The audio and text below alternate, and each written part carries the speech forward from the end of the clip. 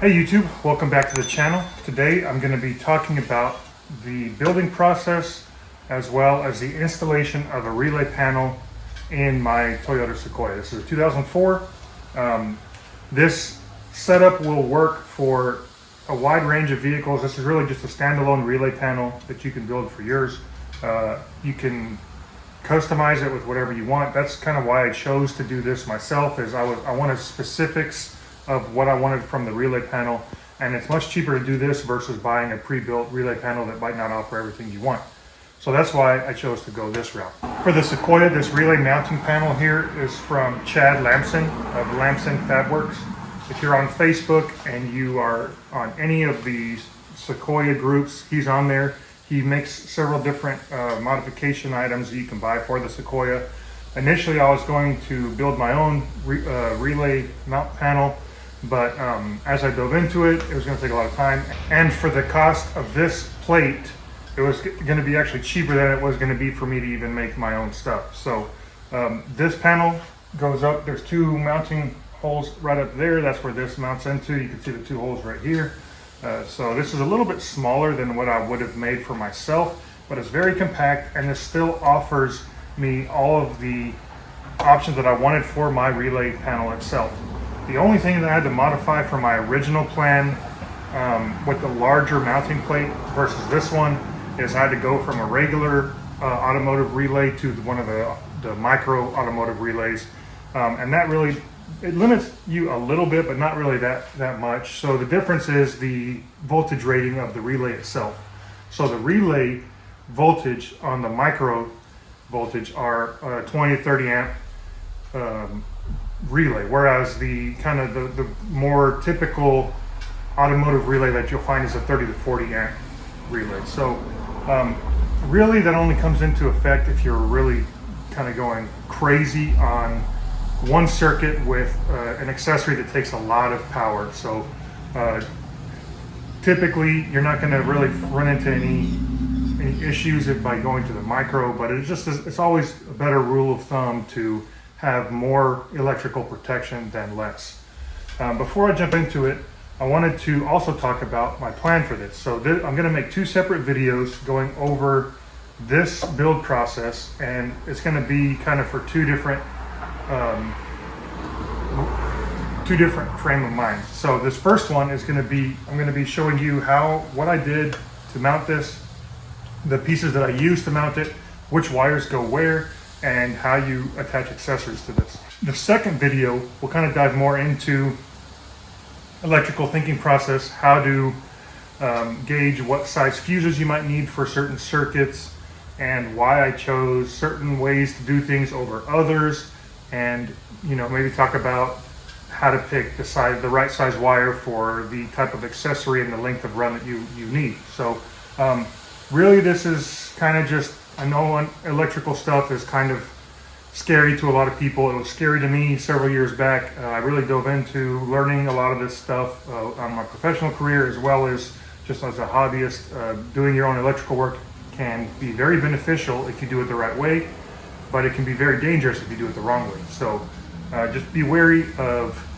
doing things the correct way, because the last thing you want is to set a fire in your rig, whether it's inside or in the engine bay. That's the last thing you want. And electrical work is really, shoddy electrical work is really the most questionable thing safety-wise that you can really do for your rig. So just be careful, do things the right way. This video, like I said, is going to be showing you how I install this here. I'm going to start off by showing you this little section right here. So you could see, I actually drilled two holes that were premature, but you could see I kind of nicked this little section out right here. There is, if you look, there's a coolant hose that goes right here, and with this mounted right here, it was just a little too close to that coolant line than I was really comfortable with. So just for my own sake, I wrapped the coolant line in some electrical tape just to give it a little bit more protection, and I shaved some of that little the mounting plate off right there, just so that way it kind of gives some extra clearance with that coolant line, and I don't really want any rubbing on that. The two holes right here, these are M6 bolts with one thread, with the 1.0 thread pitch, and the length that I got was 14 millimeters long. You can get however long you want, or whatever you want to do, but I'll go ahead and show you the hardware that I made. Okay, so here's a closer view of what this comes with. Normally these holes aren't here. I screwed these holes in with a self-tapping screw a little bit too early, so those are non-existent if you get this brand new. And like I said earlier, I shaved this in. So this is what it looks like. And these are, I got some flanged M6 by 1 thread pitch bolts, and then I got some larger washers just to kind of help offset the weight when screwing this in. You can see, sorry it's kind of bright, but you can see the larger washer doesn't really add any additional space on this, and it just helps spread the weight across these two mounting points. So I'm going to go ahead and mount this in there and kind of set places for how I'm going to set the relays up. Okay, so I don't have the fuse panel or the breaker here in the garage with me. It's upstairs. You'll see that here in a bit. But I do have these relays. These are the micro relays, like I said. I do like the way that these are set up. You can see right here, the normally open is rated for 30 amp and the normally closed circuit is rated for 20 amps. So I am going to wire my switches in as negatively switched switches inside the cabin, so that way there's no positive wires running through the firewall through into the cabin and all that. It just makes it a little bit safer in my opinion. Another thing, these, I have the link for these in the description below, but these are individual. Each one of these is an individual piece that comes separate. They slide and snap in together. It's very tight and snug, so it makes it kind of a more uniform block. I really like that. I'm able to put 8 relays right here, and the plan is, which is what these 2 holes were initially drilled into, is to mount these, you know, roughly like that. And then I'm gonna have the fuse panel. It's a blue C, it's the larger fuse panel. I'm gonna have that long ways like this, and I'm gonna have the breaker right over here. So it's a pretty compact system. Like I said, these when I initially was planning this out, I didn't plan for the micro relays. I'll go grab one of the full-size relays so you can see. So these are the relays that I had purchased prior to getting these. These are waterproof. You can see when you open this up, it's got a nice gasket around, relays in there. It's in a watertight system. But these just were too big for the amount of circuits that I wanted on this panel. So I'm all right going with a little bit smaller relay that has lower protection ratings. It's still very good for what you would use for accessories like lights and stuff like that. So let's go ahead and get to this. I'm going to go ahead and mount the plate up into the engine bay. I need to mount this plate in the engine bay first before I actually attach this relay bank to the plate, so that way I know how far back to mount these away from that coolant line like I mentioned earlier. Okay, you can see the plate mounted up there. There's plenty of room for the hose to wiggle around, the plate to wiggle around, and no issues there. So what I did, you could see I marked 2 little Sharpie marks in conjunction with the openings of here, and I'm going to then use some stainless self-tapping screws to screw through there and hold that relay panel in, and then show you the rest. See, I have 2 of these screws, these self-tapping screws in already. I am going to go through and put more in, but I'm just going to do this for right now while I build the rest of the panel out, and then I will show you guys what it looks like moving forward. You can see the screws do come through the back. I plan to cut those off here, but I'm going to build out the rest of the panel before I end up doing that. Another thing is that I personally wanted the wires coming out this way, although I know Chad Lampson in his picture that he sent me, he had an L bracket that came up this way, and he basically turned the whole relay base at a 90 degrees, so that way he was screwing the self-tapping screw into the side over here, and the relays were sticking straight up. So you can do that. You do save a little bit of room. You see, you kind of give up all this space right here to have the space for the relays to not affect that coolant line, but I'm going to do it this way. So here's the whole relay panel laid out. You can see there's very little space for wiring. I knew that that was going to be the case, but this is what I wanted to do. That's actually why I had to change to the micro relays. I really wish I didn't have to cheat the relays in this far into the plate. That would have given me a little bit extra space. However, this is still going to work for what I want to do. This is going to be 8 relays here. So one relay would take up these 2, the next one would take up these 2, the next one would take up these 2. So each panel here will be the equivalent of 4 relays.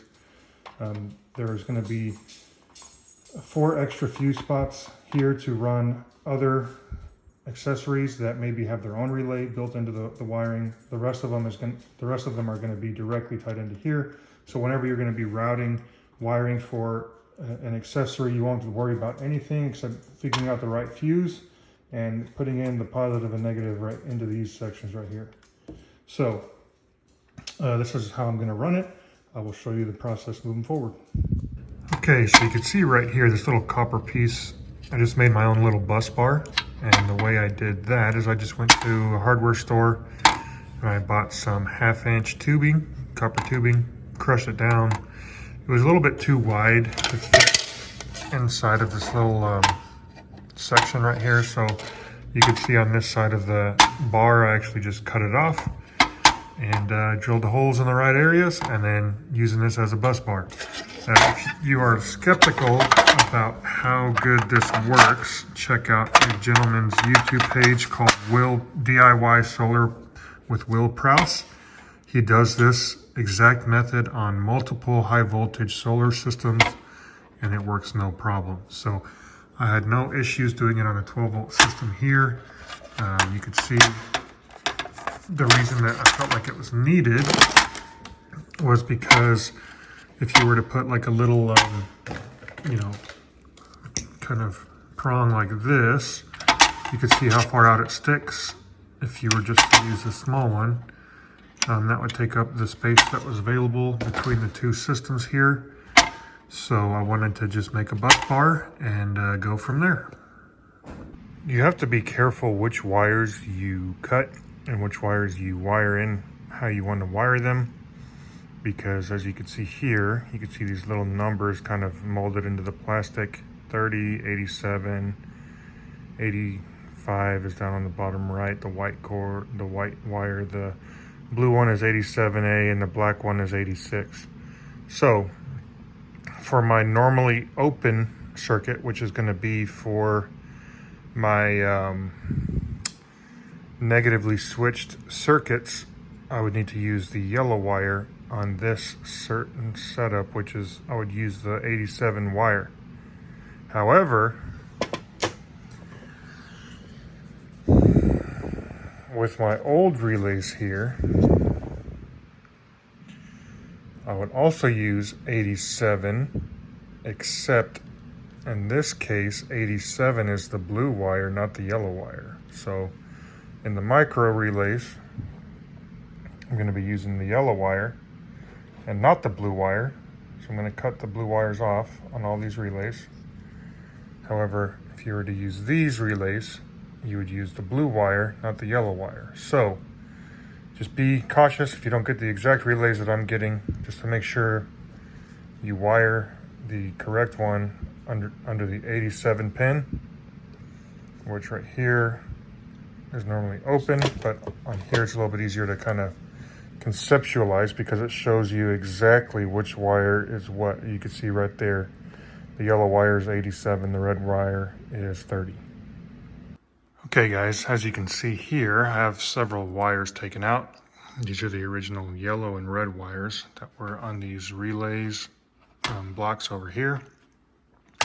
The blue wires will not be used, but I just wanted to keep them here just in case, so I clipped them off with enough space for me to tie into them in the future if need be, but I don't see that happening. I'm going to be negatively switching all of these relays, so to do that, these black wires are the negative portion of the relay. And the white wire up there are the positive portion of the relay that energizes the actual relay itself. So the white and black wires don't have anything to do with the power source for the actual accessory. All it has to do is with the power that opens and closes the actual relay itself. So the white wires all tie into a 10 gauge. As you can see, comes over here and gets into constant power. You don't want to put it on a fused power. You want it to have constant power from the battery. So that's why I have all of the white wires from the relays tied in to a single 10 gauge white wire that runs across the back and ties into a constant power source here. Then the black wires down here, these are what's actually going to be running into your switch, your accessory switch in the cabin or wherever you might have it. So instead of running a long wire from the switch directly into a relay block, I have these terminal blocks right here. So since I was actually tearing apart all of the wiring to run it and splice it all together, I decided to go ahead and just upgrade the wires. This is all 12 AWG wire, 12 gauge wire. You can see, so this is what I was initially going to do. These red wires are very small. They're on the top right here, and I was just going to extend all of these. You could see all of my little nubs right here. But then I decided to go ahead and just extend it all and upgrade the wire because I already had the wire itself. So I'll put a diagram on the screen here for the actual thickness of what these wires are according to the listing that I bought this off of. It's a little bit too narrow for my comfort, but you know, obviously they work. So I want to explain this terminal block here. So like I said, the white and the black wires are the wires that energize the actual relay itself. So the white and the black wires have nothing to do with the power running to the actual accessory itself. So this is how the switch comes in. So you're going to run the ground, if you're going to do it the way I am, you're going to run the ground directly to the switch. So instead of having to run a ground wire all the way from the switch inside the cabin all the way up and directly into the relay, you can tie it into these terminal blocks right here. So all these black wires, you can only see about half of them because I have the yellows in, but they alternate. Basically every other terminal is where a black wire ties into. So conceptually, these four right here will be for relay 1, which is all the way at the top right there. Then the next four right here will be for relay 2, and so on. So this section is going to be for relay 1. That's the ground for relay 1. This is the ground for relay 2. This is the ground for relay 3. This is the ground for relay 4. So since I have 8 relays, I have 2 terminal blocks here that can house, there's basically 16 terminals all the way across. So this one will be for relays 1 to 4. This one will be for relays 5 to 8. So if you get it all set up like this, then whether you have an accessory or not at the moment, it doesn't matter, because whenever you decide to run an accessory to relay 1, you just have to run your ground wire and tie it into this terminal right here. And if you don't currently have an accessory for that relay, you can just leave it blank and you don't have to worry about it. So this makes it a lot easier when you're wiring stuff up. So the yellow wires for these relays are going to be the power line coming from the relay itself. And then the red wires, which I don't have on here yet, I kind of wanted to show you how this works before there's wires galore all over the place. Those will be laid over the top, and those will tie directly into the fuse panel here. So conceptually, the relay itself will be getting turned on and turned off through the black and white wires. Then when the relay is energized, whatever red wire you have going to the fuse block, that fuse will then determine the fuse safety of that circuit. And then whenever the relay is energized, it will send power to this yellow wire, which the yellow wire ties into this terminal block. As you can see over here, all the black wires are under these yellow wires, and the yellow wires are here. So these four would be for relay 8. I'm going to run a switch to relay 8. I'm going to have my negative run to this port right here, and the positive of my accessory will then run to this right here. And then I would just ground my accessory locally at wherever I mounted it. So that way, everything is run, all the wires are run. I only have to run the wires to the switch, which would be right here, and the power to the accessory right here. Okay, you can see here I have all of the black ground wires connected into the terminal blocks, which is below these yellow wires. I have all the yellow wires connected to the terminal blocks, so all that's left is for me to run the red wires on top up into this fuse panel right here. So if you are wanting to change the wires like I did, you have to get these specific connectors that clip into the actual relay block and hold itself in, just so that way everything is run correctly. I'll have a link for those in the description below. And I also have a link for the flag terminals that allow you to have a wire coming in at a 90-degree angle and then have the prongs coming straight down. Okay guys, there she is, nice and installed. You can see there's room for the tube over here, and I taped it over just to have a little extra security. I went ahead and put these in. Now I need to put all my fuses in, and I think I'm going to change this out and just run like a regular kind of copper end like this instead of running this right here. But this needs to tie in over here into the positive end of the auxiliary battery. That's what I'm going to have this in. So that's my plan. I'm going to go ahead and knock that out. Okay guys, here it is installed. You can't really see it, but I did run a 10 gauge wire tied into this screw right here as the ground, going into the ground tab of this right here. This will not be used for any of the relays at all. This ground will only service the power running through here, and if you wanted to ground anything else on these ports right here.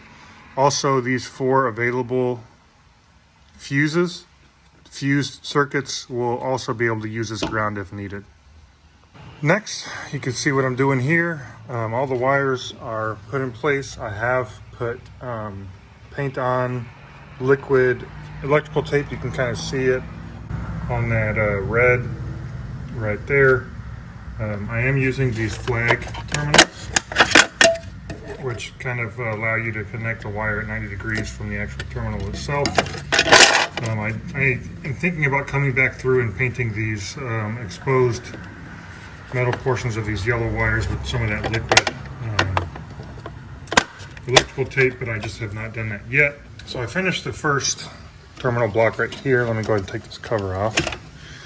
What I have done is I cut 8 ground wires. These are going to go into the engine bay, into the switches. You can see I've put numbers on here. So that's the number 1, 2, 3, 4. And I put the same numbers to the corresponding wire on the other end of the wire inside the cab. There's all different ways you can run the wires into the cab. I chose to get one of those firewall pass-throughs right there. They use those a lot in racing, but I went ahead and routed everything, got that hooked up, routed all the wires through, and I'm putting all the wires on the terminal block right now. These wires here are the wires that run directly into the switch. So you're turning on and off. You're basically connecting and disconnecting the ground for the actual switch itself, which energizes or de-energizes the relay. So when your switch is off, you want your ground to be disconnected so that way the relay is not energized. When you turn the switch on, it connects the ground of the relay inside the cabin, which then energizes the relay and sends power to the yellow wire to your accessory. So your accessory does not have to be grounded in the engine bay. It can be locally grounded anywhere. The only wires, after you run these ground wires to your switches in the cab, the only wires that need to be run to this fuse block are the positive wire of each accessory into the corresponding terminal pin for each positive relay. Once I get all these put in place, then I will pull the wires inside and route the wires in the engine bay to my liking. From then on, all that's left or that's required for you to wire up when you're going to add an accessory. Let's just say I'm going to wire up these ditch lights, which I have the wiring harness. I just have not wired them up since I added this. All I need to do is run a positive wire. Let's say I'm going to wire it into this first relay right here. I'm going to run a positive wire into the first relay that the yellow wire attaches to in this terminal block, which would be right here. and then locally ground your accessory wherever it is. For me, since the ditch lights are so close to this terminal block, I'm probably going to just run a ground and tie it into one of these grounds right in here. But like, let's say I had some lights on the back, I could just locally ground the light on the back of the vehicle and then run a positive wire up into whatever corresponding relay terminal is needed, and that's it. So I'm nearly done. I still have to seal that pass through right there. I have all the wires, the 8 wires that run to each 8 of these relays running in through that pass through. You can see right here I have the ditch light wired into the positive relay 1. I have the ground from the ditch lights grounded right here, but if, like I said, you can locally ground your accessory wherever is the most convenient. And then this number 1 ground wire that goes in through the firewall comes in. You can see I still have the wires. I haven't put them all hidden away yet, but it comes in and it goes up across here and it grounds back here where all the wiring is back here, but I actually have it plugged in. I don't have a 115 volt AC plug in this Sequoia, but I did buy this switch separately.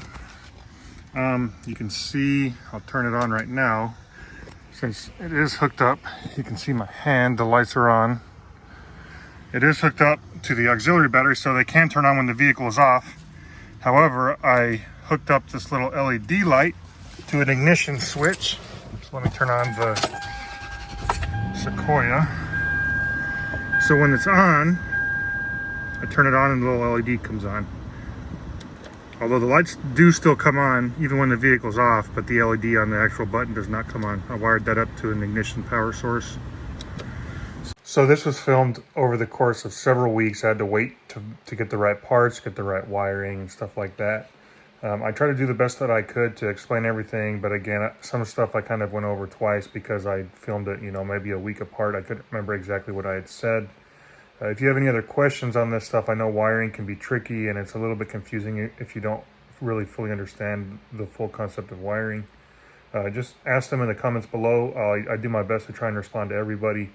All the links for the stuff I used will be in the description below as well, and the plate here will be listed below also. The mounting surface of the relay plate that I used is about 5.5 inches deep by 13 inches wide. For anyone that maybe wants to build this relay panel specific to their vehicle that does not have a Sequoia, you're able to just use a mounting plate that's about that same surface area, and you can do this exact same relay panel for your setup. So I hope this helped you guys out. I did my best to try and explain things the best to my ability. It's kind of the way my mind works, and explaining stuff of this technical nature is kind of tricky. I'm not the best at doing that, but I hope I showed you guys well enough to where you got the general idea of everything. Again, like I said, if you have any questions, ask them in the comments below, and I will do my best to answer those. And like always, guys, hope you're having a great day. Keep on enjoying life out there, and thanks for watching.